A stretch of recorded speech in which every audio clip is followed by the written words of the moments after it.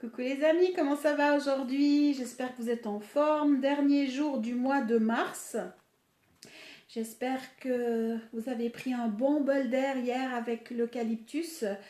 Aujourd'hui, j'avais envie de vous parler comment dire? Plusieurs personnes d'entre vous m'ont posé la question par rapport au taux vibratoire. Alors personnellement, je n'ai jamais contrôlé mon taux vibratoire et je ne suis pas en accord sur le fait de devoir artificiellement ou chercher à élever notre taux vibratoire. Parce que pour moi, quand on a des boulets aux pieds, on cherche à élever le taux vibratoire, qu'est-ce qui va se passer? On va se dissocier ou on va se couper des parts beaucoup plus denses et on va chercher à s'élever artificiellement par différentes techniques pour relever notre taux vibratoire. Et un beau jour, ça va faire clac et vous allez avoir l'élastique qui va vous rattraper et puis vous allez avoir le boulet au bout du nez. Et puis c'est à ce moment-là que vous allez dire mais je comprends pas, mais pourtant j'avais un bon taux vibratoire, j'avais fait le travail. Mais non, vous avez simplement pas été au fond du réservoir, au fond du marécage, aller voir la boue qu'il y avait à ce moment-là.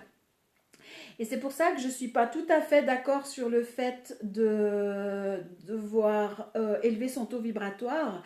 Par contre, je suis plutôt à dire, observez ce qui se passe dans l'instant, apprenez à observer votre corps, vos émotions, votre mental et vivez pleinement l'expérience. Il y a une échelle que j'utilise personnellement et je vais vous donner l'anecdote que j'ai vécue aujourd'hui par rapport à cette échelle. Alors, je suis en train de prendre mon téléphone. C'est l'échelle Dawkins, Hawkins, qui en fin de compte est une échelle où on va mettre des niveaux de conscience différents, des émotions, vues de la vie différents. Ça part de la honte jusqu'à l'illumination, tout en sachant que vous pouvez très bien contrôler. Alors moi je le fais pas au pendule, moi le pendule c'est mon doigt et puis je passe le doigt, ça s'arrête et c'est là que ça doit aller. Et vous allez pouvoir découvrir dans quel niveau de conscience vous vous trouvez actuellement, mais dans votre conscience corporelle, dans votre conscience émotionnelle, dans votre conscience mentale. Et vous pouvez vous amuser tout en sachant que le plus important, c'est la conscience corporelle, parce que c'est là qu'on vit, c'est dans un corps. Et on riait parce que ce matin, en accompagnement pour une personne, je lui faisais le soin avec des nouveaux outils comme la conscience holographique pour faire un miroir au niveau corporel pour voir, c'est plus rapide au fait, parce que je vois comment ça devrait être, ça ne l'est pas et je peux transformer directement dans le tellurique et dans le corporel l'information. Et puis ça bougeait pas. Alors j'ai pris l'échelle, j'ai vérifié et puis je dis ah mais t'es dans une conscience corporelle apathie, c'est-à-dire désespoir et pour toi la vie elle est sans espoir. Et elle rigole parce qu'elle me dit ah c'est ce que je voulais te dire, ce matin je me sentais totalement apathique avec vraiment un sentiment d'être une flaque quoi. Et puis je vais plus loin dans ma réflexion, je fais bah oui, bah en fin de compte, tu vibres ça, donc tu ne vois plus que ça. Et professionnellement dans son travail, elle est, je sais pas comment ça s'appelle, elle est infirmière à domicile ou, excuse-moi si je dis faux, mais enfin elle passe chez les gens. En Suisse, on dirait le CMS. En France, je ne sais pas comment vous appelez, mais vous m'avez comprise. Et elle côtoie que des personnes qui sont apathiques, en fin de vie, mourantes, qui attendent là, des personnes âgées. Et je dis, ben tu vois, tu vibres ça, mais en fin de compte, tu vois que ça a été confronté que à l'apathie.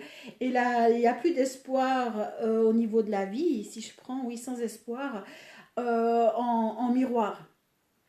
Et les choses pourront changer, la créativité pourra venir, la vie pourra changer quand on sera sorti de ça. Alors comment en sortir? C'est en faisant ce travail intérieur, en allant contacter ces parts de nous qui sont apathiques, ou ça peut être autre, mais là je vous donnais l'exemple de l'apathie, et d'aller inviter ces parts à se retourner dans la lumière et faire tout le chemin que je vous propose avec l'atelier équilibre. L'écoute de soi, retourner dans la lumière, se demander pardon, aller à l'écoute de nos parts d'ombre et tout et tout. Je trouve que cette échelle est très intéressante. Moi, je l'ai utilisée. Alors pendant des mois et des mois au niveau corporel, j'étais dans la honte et dans la culpabilité, c'est-à-dire au bas de l'échelle, tout au fond. C'était en lien avec l'humiliation, la vie est misérable, voire même malveillante. Et puis à force de faire le travail, ben, actuellement je me trouve entre la paix, la joie. Alors je suis pas au niveau de l'illumination, au niveau corporel, mais quand vous m'entendez dire que la vie est tout est parfait, tout est juste, ben c'est exactement vu de la vie, tout est parfait. Et c'est tout à l'heure que je me suis rendu compte parce que moi je regardais uniquement les niveaux et les émotions.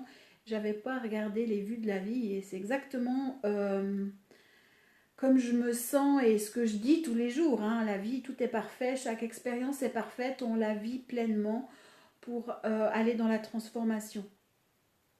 Alors ça ne veut pas dire que j'ai pas des choses encore à transformer dans mon corps, bien au contraire. Mais ça avance, ça se transforme. Il suffit qu'après je touche une couche, une mémoire qui explose, peut-être que ça peut redescendre. Par contre, je ne pense pas que ça redescendra à la honte et à l'humiliation. Ou si ça redescendra, ça remontera très très vite parce que le chemin, je le connais, je sais exactement ce qu'il y a à faire. Donc moi, c'est ce que je vous conseille parce que je me rends compte et avec l'expérience où quand je refusais mon corps, quand je refusais d'aller voir ce qui se passait à l'intérieur de mon corps et que je voulais rester dans des vibrations hautes et que j'étais fière d'être dans des vibrations hautes, le jour où l'élastique a pété, que ça fait comme ça, qu'en l'espace de quelques secondes, j'ai tout perdu, que je me suis retrouvée sans domicile fixe, pas à la rue, mais sans domicile fixe, et que j'ai vraiment tout perdu, ben, j'ai bien vu que ça servait à rien, mais qu'il fallait vraiment aller jouer, prendre son rôle d'éboueur et aller voir ce qui se passait à l'intérieur de nous, dans le corps, dans le tellurique, et puis alchimiser son intérieur. Donc c'est voilà, c'est un petit outil que je vous propose. Je vous rends attentif à ça pour éviter ben, de vous prendre des clashs. Et puis aussi, ça peut être intéressant de voir où vous en êtes. Et puis exercez-vous. Si vous avez envie de savoir, mettez-moi un message. Je vais checker.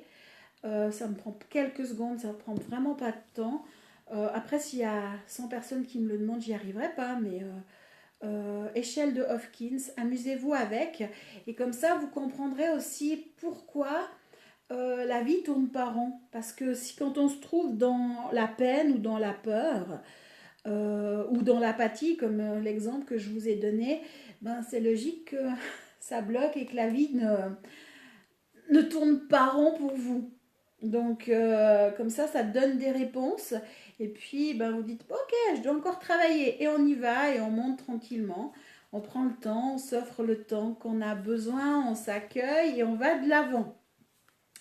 Et quand on est dans l'apathie, quand on est dans des énergies hyper basses, c'est super important de planter la vie, de planter le renouveau, d'aller fleurir notre jardin.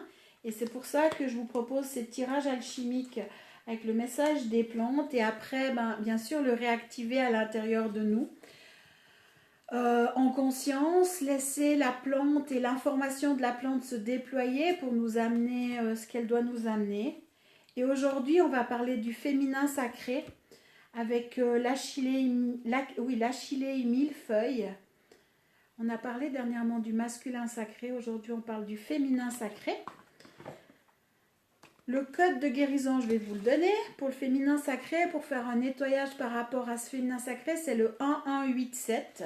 Si vous voulez vous amuser avec ces codes de guérison, 1187, vous pouvez vraiment le faire tourner en mantra à l'intérieur de vous, l'écrire sur un avant-bras. Moi, je l'ai hier encore. Il était écrit le 1187 au niveau de mon avant-bras. Vous pouvez l'écrire aussi au niveau premier, deuxième, troisième chakra, qui est la sexualité, qui est la créativité, partout sur le corps en fin de compte. Mais vous verrez, ça va vous aider. L'important après, c'est d'aller ressentir ce que vous vibrez, ce que vous vivez à l'intérieur. Je sais qu'à une personne à qui j'ai donné le code, ben, elle me dit « Oh mon Dieu, j'ai eu des rejets, j'ai eu envie de vomir. » Ouais, c'est un nettoyage énergétique qui se passe. Ça se transforme. J'ai mes cheveux qui commencent à pousser vraiment. Et voilà. Ça se transforme. Et ça permet un gros nettoyage. C'est un code de guérison 1187. Donc, Achillée. Qu'est-ce que l'Achillée a à nous transmettre?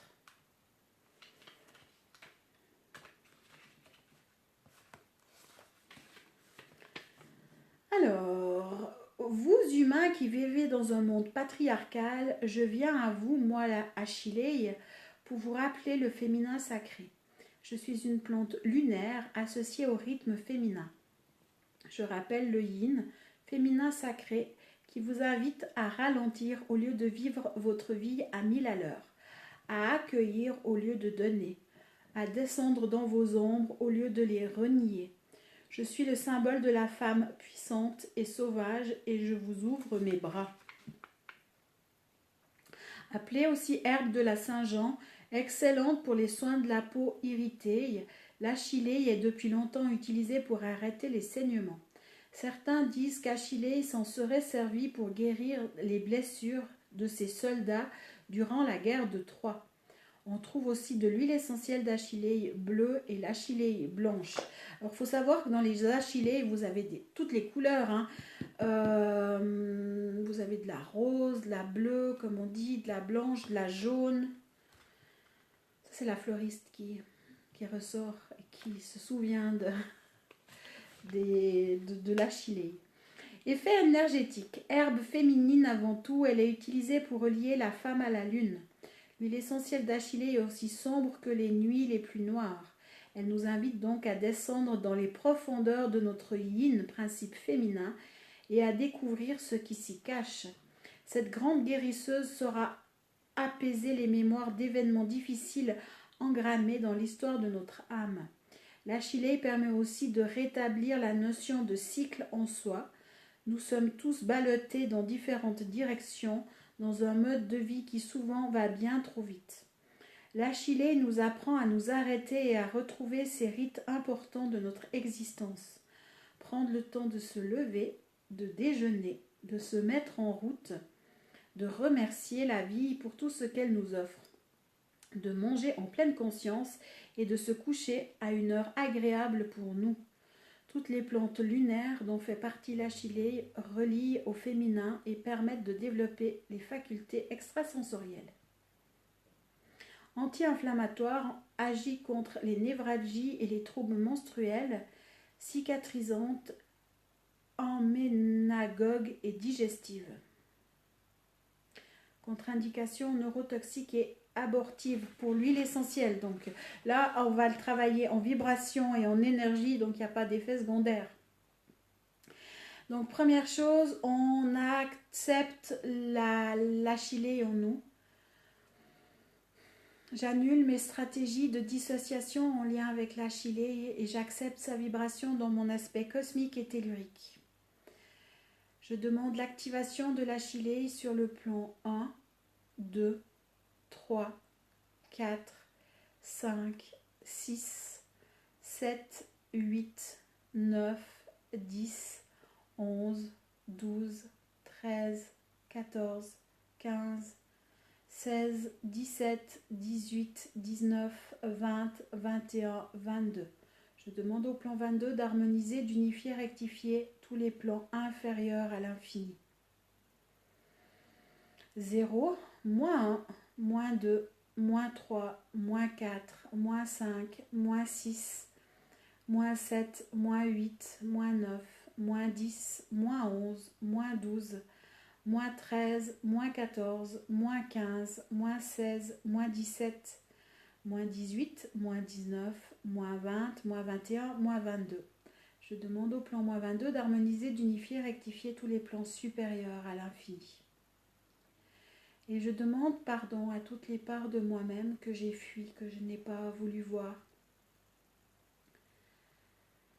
Toutes les parts de moi-même qui ont trucidé mon aspect féminin. Je suis désolée. Pardon. Je t'aime. Merci. Et j'invite toutes ces parts de moi-même qui peuvent être dans la tristesse, dans la peur, dans la souffrance et dans la douleur, à se retourner dans la lumière. Après, c'est à vous d'aller vous écouter, de voir ce qui se passe, voir ce que le code de guérison aussi provoque. Et quand je vous parlais tout à l'heure de faire élever son taux vibratoire et que en fin de compte on se dissociait et qu'à un moment donné il fallait de toute façon redescendre pour aller voir ce qu'on n'avait pas voulu voir, la Chilée nous invite à descendre en nous en douceur, d'aller voir nos zones d'ombre, d'aller voir nos nuits, la lune, hein, c'est une plante lunaire, et aller voir surtout notre inconscient. Et moi, je vous souhaite vraiment un beau voyage avec la Chilée, un beau voyage dans le féminin sacré. Offrez-vous ce temps pour vous, pour le faire. Mais si vous êtes un homme, euh, faites-le aussi parce que vous êtes fait d'une part féminine et masculine. Je le disais dans la capsule où on parlait du masculin sacré. Le féminin sacré, ben, c'est la conscience, c'est l'intuition, c'est l'idée, c'est l'impulsion. Et le masculin va matérialiser. Ah, si on prend dans un aspect global, qu'on soit homme ou femme, on a le féminin et le masculin en nous. Et je vous souhaite vraiment une belle découverte, une belle alchimisation et je vous dis à demain pour une nouvelle découverte, un nouveau tirage et surtout prenez soin de vous. Je vous fais des gros bisous et je vous souhaite une journée pétillante. Allez, à tout bientôt!